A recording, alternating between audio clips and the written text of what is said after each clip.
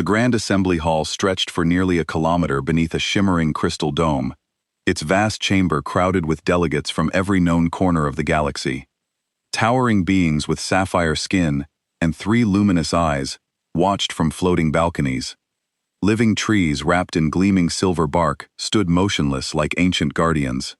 Nearby, translucent spheres drifted silently through the air, each carrying a gas-breathing ambassador suspended in swirling emerald mist.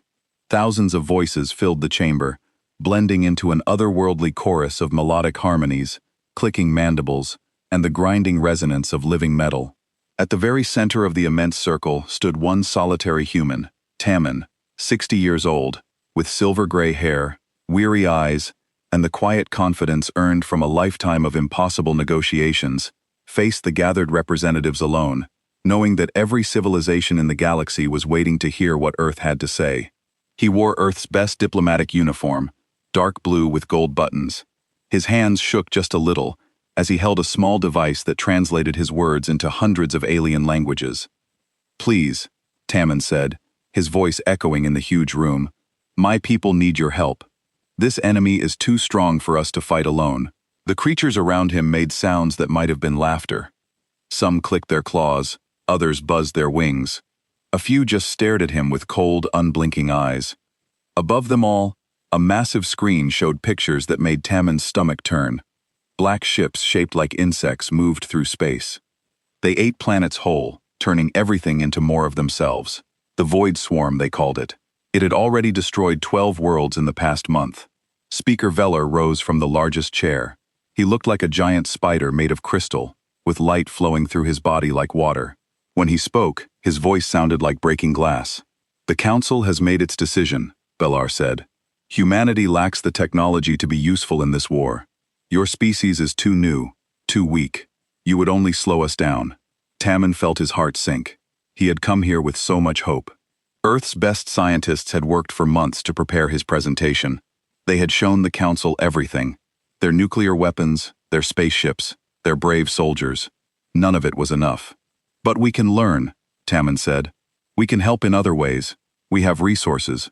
We have people willing to fight." "Your resources are nothing compared to ours," said another council member. This one looked like a floating jellyfish with golden tentacles. "Your weapons are toys. Your ships are barely faster than light." More sounds of laughter echoed through the hall. Tame felt his face grow hot with shame and anger. Captain Sora Kim watched from the observation deck above. She was 35 years old with short black hair and sharp eyes that missed nothing. She wore the uniform of Earth's Space Defense Force, simple gray with a small Earth patch on her shoulder.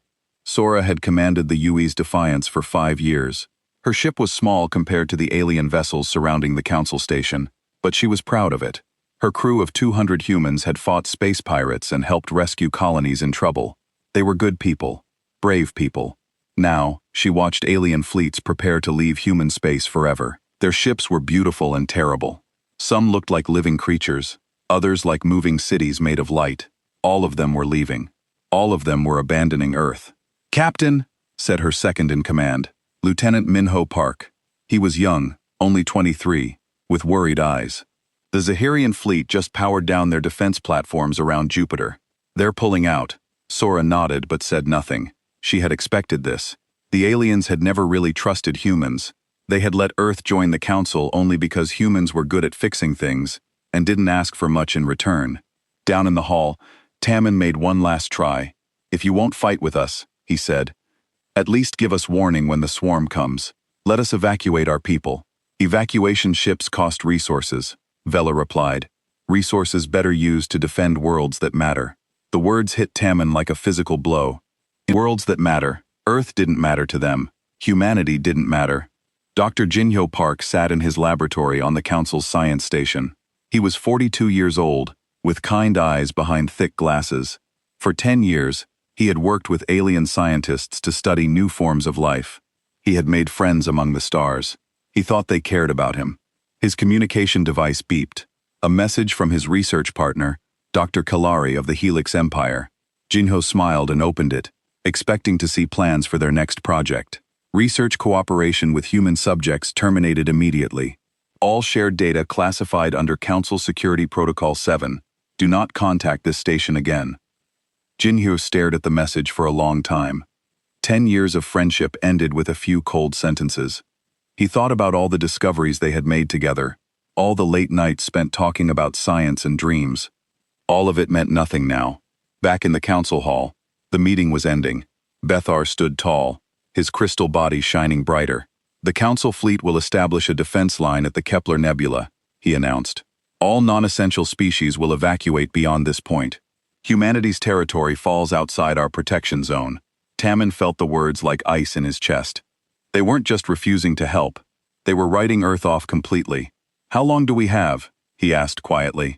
Our calculations suggest the swarm will reach your system in approximately 6 months, Velar said. We expect resistance to last no more than 3 standard days. 3 days. They thought humanity would last 3 days. As the council members began to leave, Tammin stood alone in the center of the empty hall.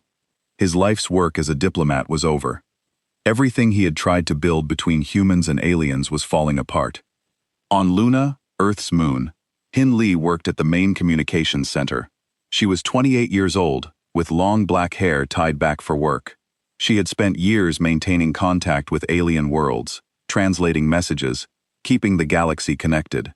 Now she received order after order to shut down communication links. Trade channels closed, defense networks went dark, even simple.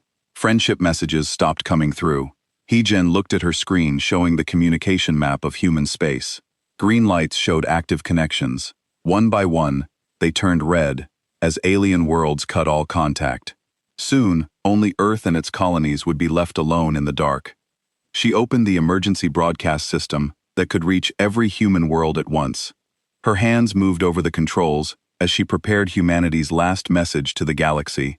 This is Luna communications to all council worlds, she said into the microphone. Her voice was steady, but her eyes were full of unshed tears. We understand your decision. We know you think we're too weak to matter. We'll prove you wrong. Earth and her children will handle this ourselves. Don't expect to hear from us again. She ended the transmission and shut down the system. For the first time in 50 years, humanity fell silent.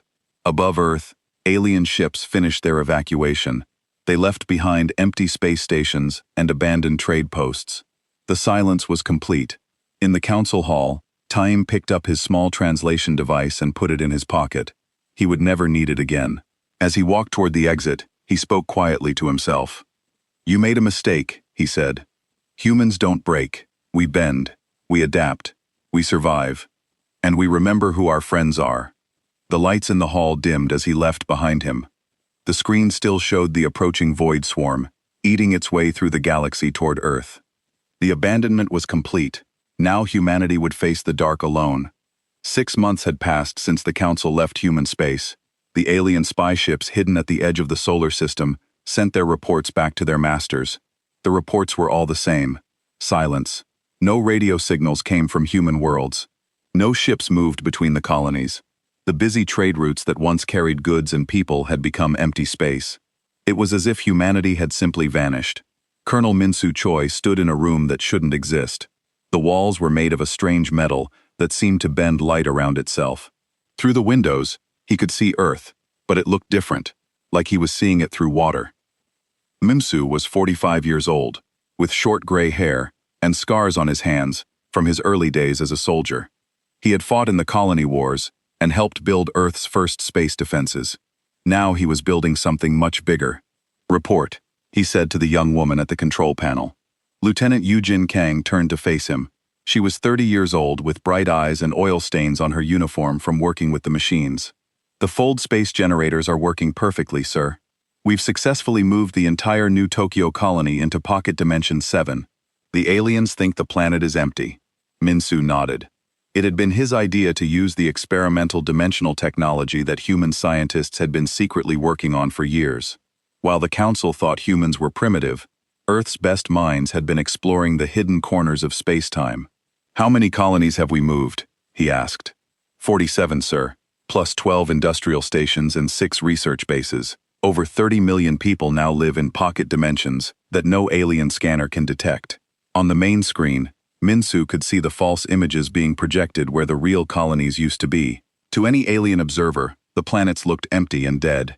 In reality, they were busier than ever. Eugene pulled up another display.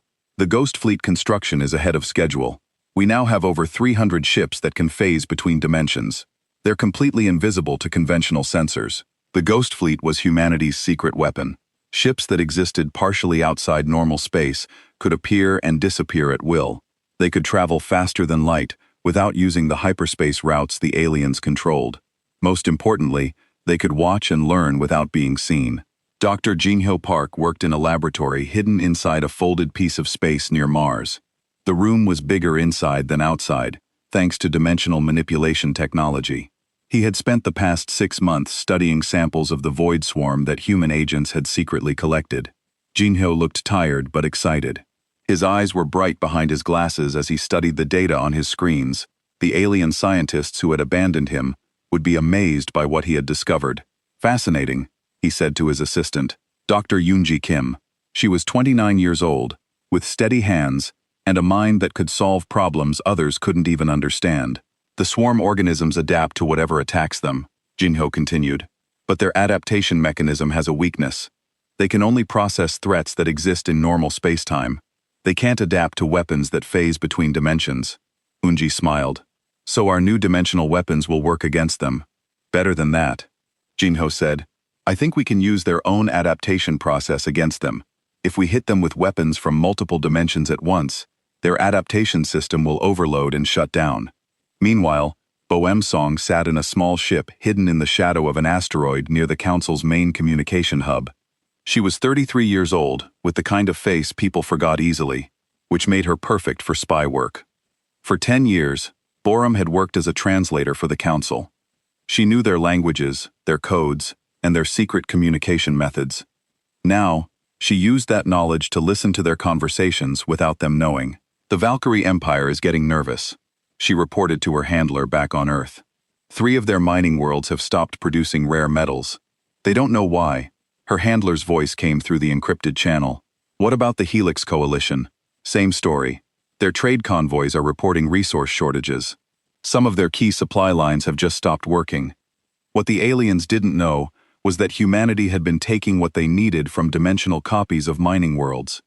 While the real planets continued their normal operations, humans harvested identical resources from the same worlds in parallel dimensions. Captain Sora Kim commanded the UES Defiance from the bridge of a ship that had been completely rebuilt. The old engines were gone, replaced by dimensional phase drives. The hull was made of new materials that could exist in multiple dimensions at once.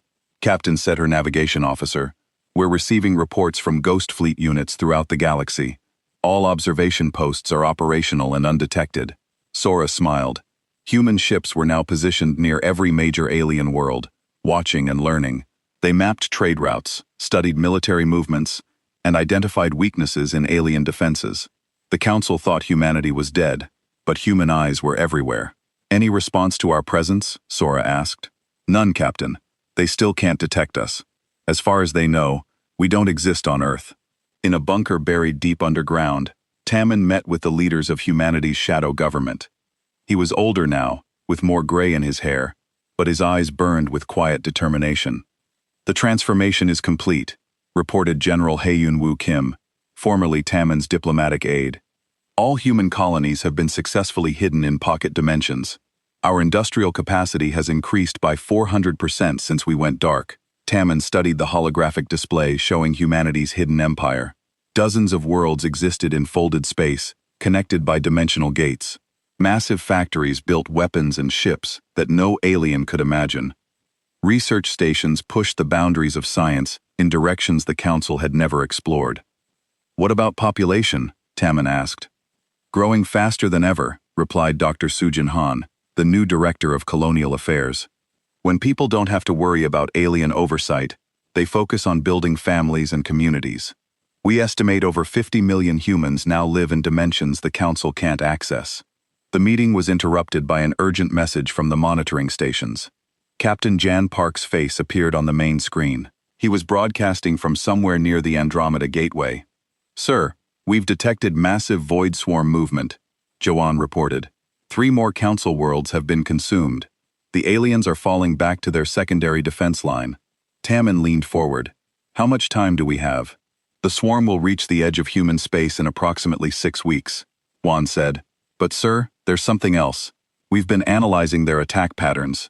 The swarm isn't just randomly consuming worlds, it's learning, adapting its tactics with each battle. Let it learn, said General Hun Kim. It can adapt to alien weapons all at once. It has never faced human ingenuity. As the meeting ended, Timon walked to the window of his underground office. Through the reinforced glass, he could see the surface of Earth above. It looked peaceful, almost empty. The aliens watching from their hidden ships would see nothing unusual. They had no idea that beneath their feet, humanity was preparing for war. In the deepest research facilities, human scientists worked on weapons that bent the laws of physics, ships that could attack from multiple dimensions simultaneously, defensive systems that created barriers in folded space, technologies that would make the Council's most advanced weapons look like stone tools. The silence that the aliens had forced upon humanity was becoming their greatest advantage. While the Council fled from the Void Swarm, humans studied it, learned its weaknesses, and prepared counters for its every tactic. Jin Li worked at her new communication station, hidden in a pocket dimension near Jupiter. Her job now was not to talk to aliens, but to coordinate the vast network of human colonies spread across folded space. All stations report ready, she announced to the command center. The dimensional communication network is fully operational. Every human world can talk to every other human world instantly, regardless of distance. The irony was not lost on any of them. The aliens had cut humanity off from their communication networks, thinking it would leave them isolated and helpless. Instead, humans had built their own network, one that was faster and more secure than anything the Council possessed. As night fell on Earth, though time had little meaning in the pocket dimensions, humanity continued its silent preparation. They had been given 6 months to evolve or die. They had chosen evolution. The Void Swarm was coming, expecting to find a weak, isolated species clinging to a few primitive worlds. Instead, it would face an enemy that had transformed itself in the darkness, becoming something the galaxy had never seen before. The Council had made their choice 6 months ago. Soon they would learn what that choice had cost them. The warning alarm started ringing at exactly 0347 Earth Standard Time. In the hidden command center beneath Antarctica, red lights flashed as sensors detected the arrival of the Void Swarm at the edge of the solar system.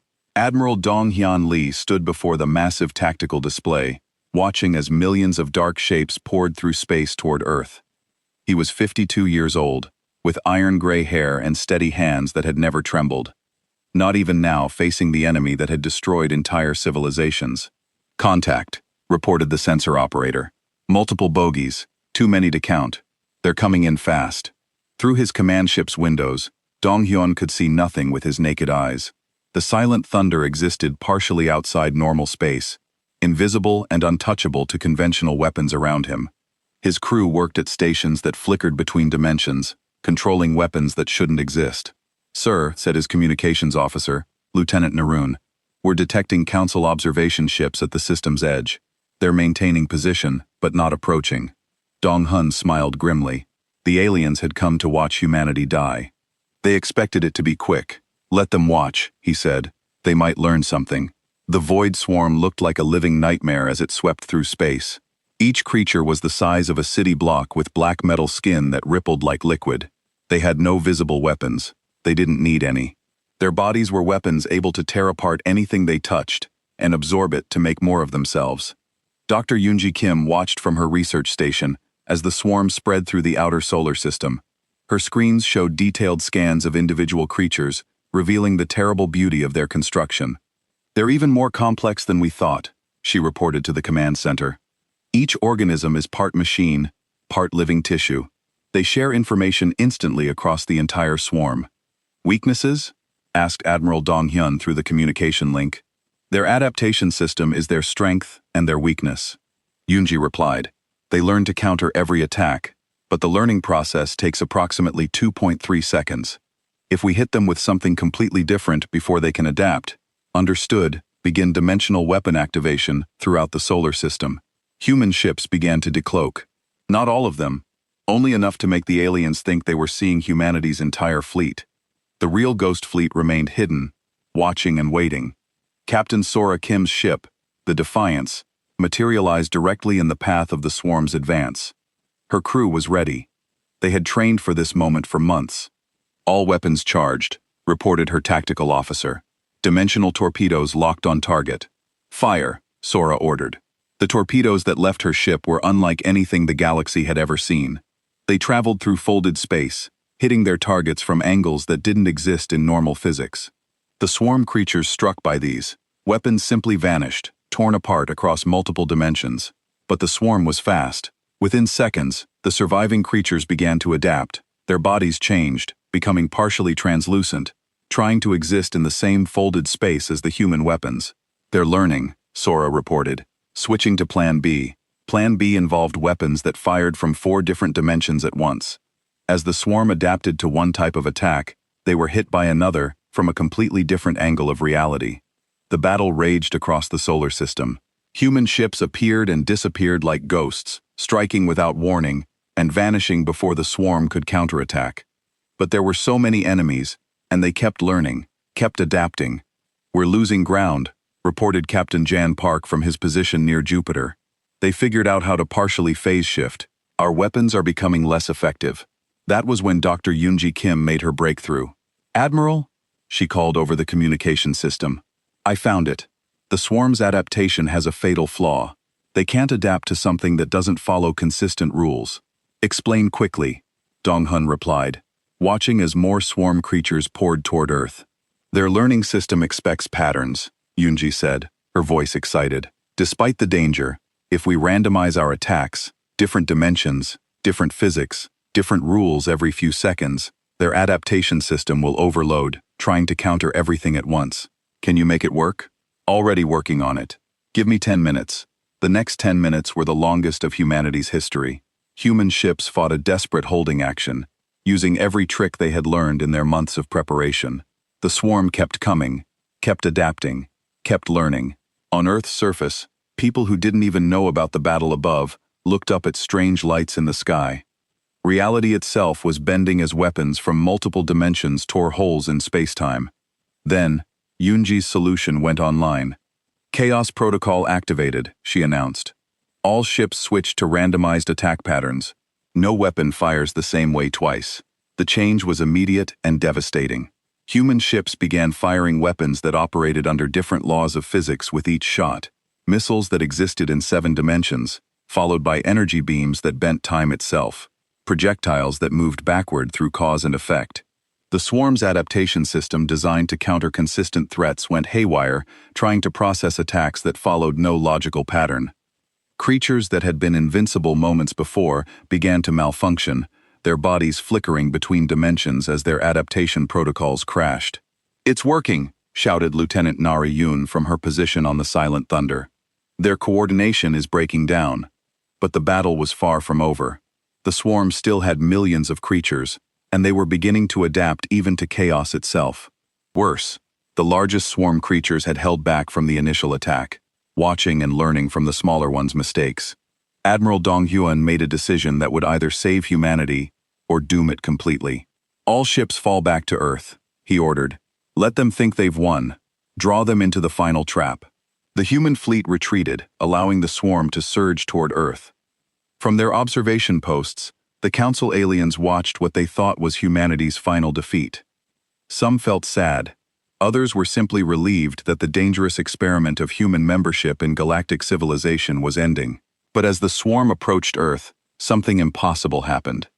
Dozens of massive structures began to materialize around the planet. They looked like rings made of twisted metal and flowing energy, each one the size of Earth's moon. They had been hidden in folded space, waiting for this moment. "What are those?" asked the captain of a Council observation ship. His science officer checked the readings 3 times before answering. "Uncount technology, sir. The energy output is impossible. It's drawing power from 11 different dimensions simultaneously." Nari Yoon stood at the controls of the largest dimensional cannon ever built by human hands. It existed in 4 dimensions at once, drawing energy from the quantum foam that underlay reality itself. "Target locked," she reported. "The swarm's central consciousness is directly ahead, surrounded by its largest protectors. Fire when ready," Admiral Dong-hyun ordered.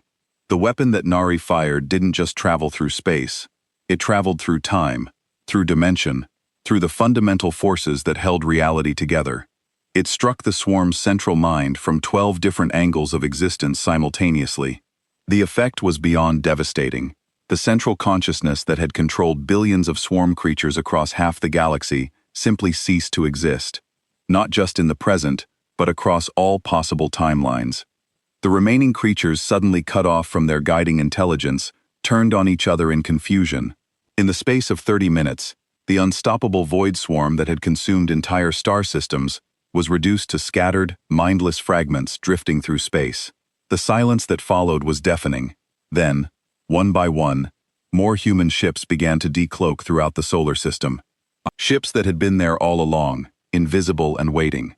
The Council observers realized with growing horror that they had never seen humanity's real fleet at all, only the smallest part of it. "How many ships are there?"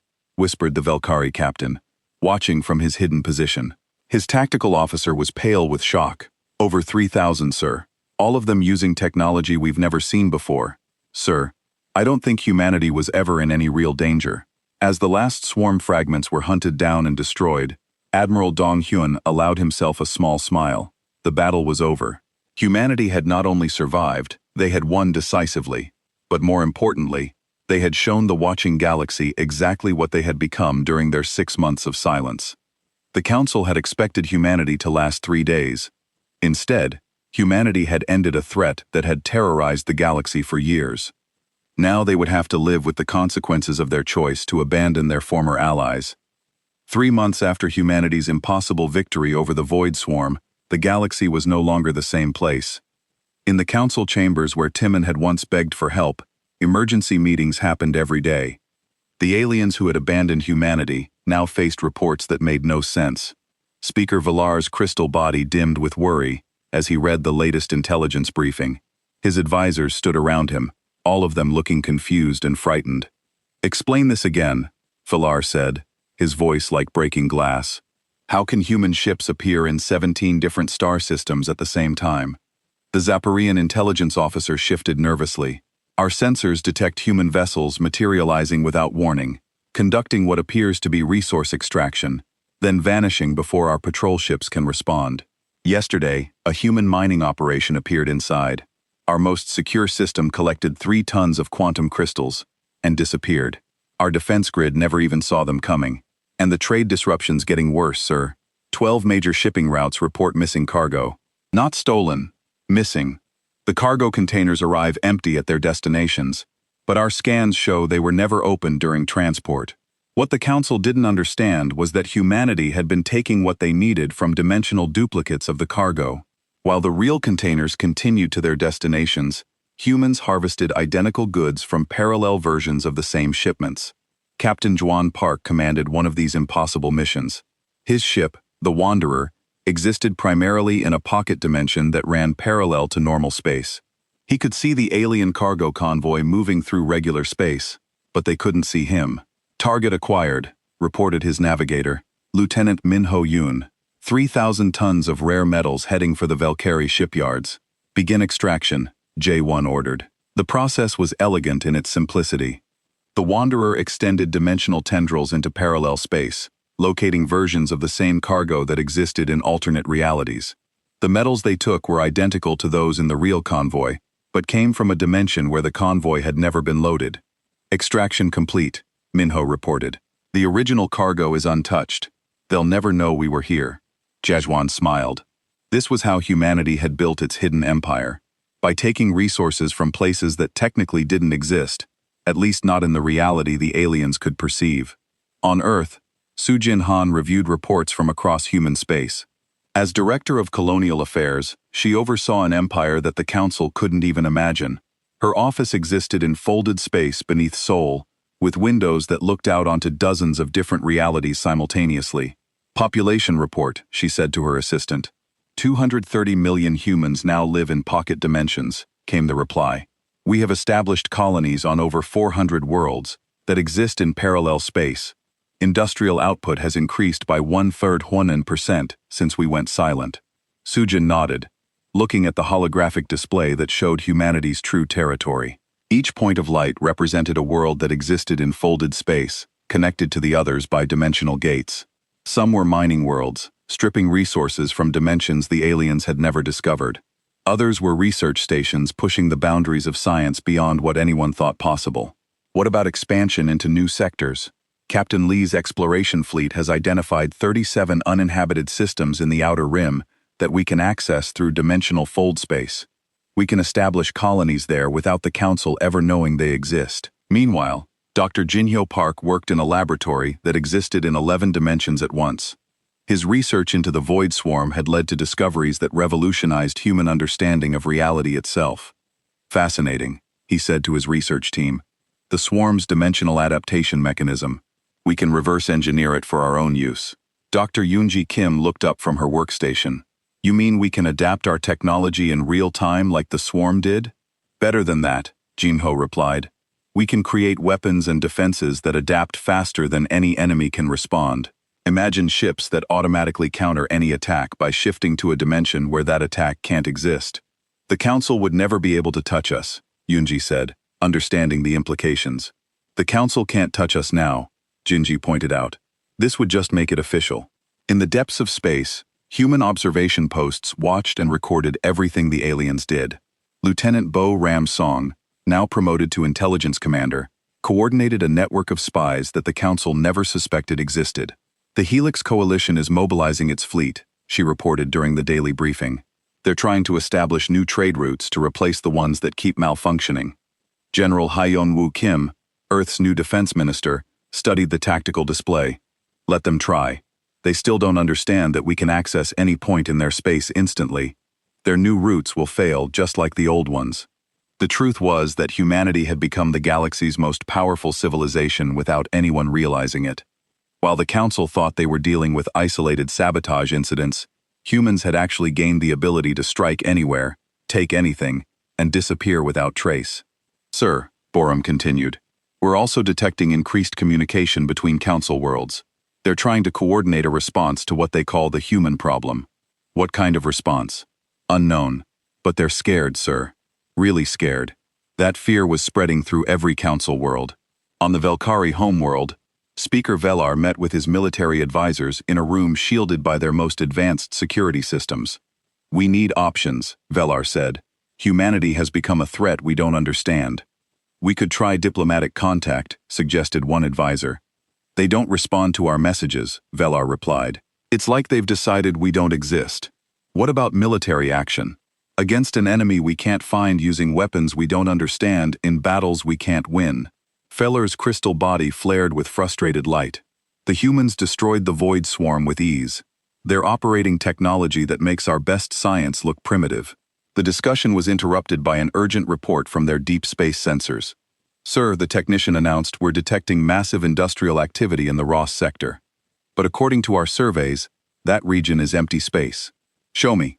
The holographic display revealed energy signatures that suggested massive construction projects. But the visual scans showed nothing but empty space. Could this be more human activity? Asked an advisor. It has to be, said quietly. They're building something huge in a place we can't see. What they couldn't know was that humanity was building entire star systems in pocket dimensions, creating manufacturing centers that existed parallel to normal space. These facilities produced ships, weapons, and technology at a rate that dwarfed the entire Council's combined industrial capacity. Chan-Ho Lee, Director of Human Intelligence, stood in a command center that monitored the entire galaxy in real time. Through dimensional observation posts, humanity could watch every alien world simultaneously without being detected. The Zephyrians are requesting emergency council sessions twice a week now, he reported to the Leadership Council. Their economy is collapsing as their trade networks fail, and the others. The Helix Coalition has lost 3 major colonies not to attack. The colonists just packed up and left when their supply lines became unreliable. The Crystalline Empire is considering pulling back to their core worlds. Tam Min, now serving as Earth's elder advisor, listened to these reports with mixed feelings. Part of him felt satisfaction at seeing the aliens who had abandoned humanity, now struggling with problems they couldn't solve. But another part of him remembered, when he had genuinely hoped for friendship between humans and aliens. Are we ready for the next phase? He asked. General Hyeon-woo Kim nodded. All Ghost Fleet units are in position. We can decloak simultaneously above every Council homeworld within minutes of receiving the order. Weapons. Every human ship now carries dimensional weaponry that makes our swarm killers look like toys. We could disable every alien fleet in the galaxy without destroying a single ship, and our colonies hidden and protected. Even if the aliens discovered dimensional technology tomorrow, it would take them decades to find our worlds. Tammin stood and walked to the window of the command center. Through the reinforced glass, he could see the surface of Earth above, peaceful, quiet, seemingly normal. But beneath that surface, humanity had transformed itself into something the galaxy had never seen before. "Begin Phase 4, he said quietly. "It's time to remind the Council that we exist." Across human space, ships that had been invisible for months began to prepare for revelation. The aliens thought they were dealing with random incidents and unexplained phenomena. Soon they would learn that everything that had happened was planned, coordinated, and executed by the species. They had left to die. The silence was about to end, and when it did, the galaxy would never be the same again. The emergency session of the Galactic Council was the largest gathering of alien species in over a century. In the same chamber where they had once abandoned humanity, representatives from dozens of worlds now sat in desperate discussion. Speaker Felthar's crystal body flickered with unstable light as he read the latest reports. The Velkari Empire, once the most powerful member of the Council, was on the edge of complete economic collapse. "Our trade networks have failed completely," announced the Velkari economic minister. 17 major shipping routes have become unreliable. Our colonies are reporting supply shortages of critical materials. "The situation is the same across all Council worlds," said the Helix representative, her voice tight with worry. "Whatever the humans are doing, it's coordinated and systematic." "But how?" demanded the Zephyran ambassador. "Our scouts detect no human ships, no stations, no signs of organized activity. It's as if they're operating from somewhere we can't see." Velar knew the truth, though it terrified him to admit it. "They are operating from somewhere we can't see. The humans have developed technology we don't understand. They've become more advanced than any of us." The chamber fell silent. For months, the Council had tried to pretend that the strange incidents affecting their worlds were just coincidences. Now they had to face reality. "We need to make contact," suggested the Crystalline Empire's representative. "Diplomacy has always been the Council's strength." "With what?" Velar asked bitterly. "They don't respond to our messages. We cut them off completely. Remember? We told them they didn't matter." High above the Council chamber, in a ship that existed in 7 dimensions simultaneously, Director Chan-Ho Lee watched the alien debate through sensors they couldn't detect. His intelligence network had been monitoring every Council world for months, waiting for this moment. "They're starting to understand," he reported to Earth. "The economic pressure is working. Several colonies have already been abandoned." Prime Minister Ari Jung reviewed the reports from her office, deep beneath the Korean mountains. She was 43 years old, with steel-gray hair and eyes that had seen humanity transformed from a dismissed species into the galaxy's dominant power. "Are we ready for the final demonstration?" she asked. "All Ghost Fleet units report ready," came General Hai-Hyun-Woo Kim's response. "Every Council homeworld is being monitored by invisible human ships. We can decloak simultaneously across the entire galaxy. Do it." The order went out through humanity's dimensional communication network, reaching every human ship in space instantly. Captains who had been waiting in folded space for months received the same simple message: reveal. On the Velkari homeworld, people looked up at their sky and gasped in shock.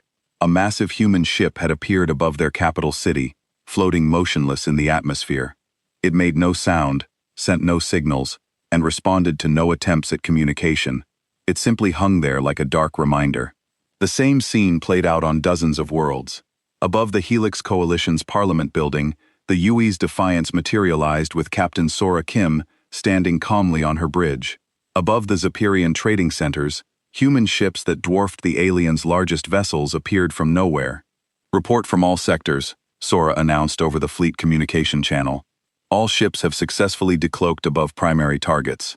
Admiral Dong-Hyun Lee, commanding the operation from his flagship Silent Thunder, checked the tactical display. Over 500 human ships had revealed themselves simultaneously across Council space. But the aliens still had no idea this represented less than 10% of humanity's true fleet. "Hold position," Donghyun ordered. No hostile actions. We're here to remind them we exist, not to start a war. The effect was immediate and devastating. On every council world, populations that had never seen human technology now stared up at ships that seemed to bend reality around themselves. The vessels flickered between dimensions, sometimes appearing solid, sometimes translucent, always impossible. In the council chamber, emergency alarms began ringing. Velar received reports from across council space, each one more shocking than the last. Human ships above the homeworld, reported the Velkari military. 3 vessels over our capital, came the message from Helix Space. They're everywhere, screamed the Zetherian ambassador. Velar felt something he had never experienced before: complete helplessness. The humans weren't attacking, weren't communicating, weren't negotiating. They were simply there demonstrating power beyond anything the council possessed. Can we scan them? He asked his military advisors. Negative, sir. Our sensors detect energy signatures that shouldn't be possible.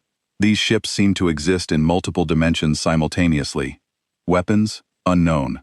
But based on what they did to the Void Swarm, the advisor didn't need to finish. Everyone remembered how humanity had casually destroyed an enemy that had terrorized the galaxy. That's when Prime Minister Ari Jung's message reached every council world simultaneously. It came through their own communication networks, bypassing all security measures as if they didn't exist. People of the Galactic Council, her voice said in perfect translation to every alien language. 3 years ago, you chose to abandon humanity when we needed allies most. You told us we were too weak to matter, too primitive to help, too nude to deserve survival. The image of Ari appeared on every screen across council space, in government buildings, military headquarters, even private homes. She stood in what looked like a command center that stretched beyond the horizon, with holographic displays showing the entire galaxy. You were wrong, she continued. Humanity is not weak. We are not primitive, and we most certainly matter. The silence you forced upon us has become your prison. In the council chamber, Velar tried to respond, tried to establish communication, but his signals were blocked by technology he couldn't understand. We did not ask for war, Ari said. We asked for friendship. We offered cooperation. You chose abandonment. Now you will live with the consequences. The demonstration that followed was unlike anything the galaxy had ever seen. Human ships began creating what they called dimensional echoes, reality fluctuations that made alien worlds experience brief moments of existing in multiple dimensions simultaneously. Cities flickered between versions of themselves. Ships appeared to be in 2 places at once. People looked up to see stars that were arranged differently, then watched them shift back to normal. It was a gentle reminder that humanity could manipulate reality itself. On Earth, in the same bunker where humanity's leaders had planned their survival, Time spoke to a gathering of the people who had transformed their species. He was much older now, with white hair and tired eyes, but his voice still carried the strength that had once represented humanity to the stars. They expected us to die quietly in the dark, he said, looking out at the holographic display showing human ships above dozens of alien worlds. Instead, we became the dark. We learned to see in places they cannot look, to exist in spaces they cannot reach, to act in ways they cannot understand. General Hyan Woo Kim stepped forward with the final report. All objectives achieved, sir. Every council world is now fully aware of our capabilities. Their military leaders confirm they have no effective countermeasures against our technology. Economic impact complete. Their trade networks are dependent on resources we control through dimensional access. Without our cooperation, their economies will collapse within months. Political response. Sujin Han answered that question. 17 council member species have formally withdrawn from galactic politics. They're returning to their home worlds and fortifying their borders. The Crystalline Empire has requested private negotiations for non-aggression treaties. Tammin nodded slowly. The galaxy that had once dismissed humanity as insignificant was now reorganizing itself around the reality of human power. And the council itself in chaos, reported Chan Holi. Velar has called for emergency sessions every day for the past week, but fewer representatives show up each time. The council that ruled the galaxy for 1,000 years is falling apart.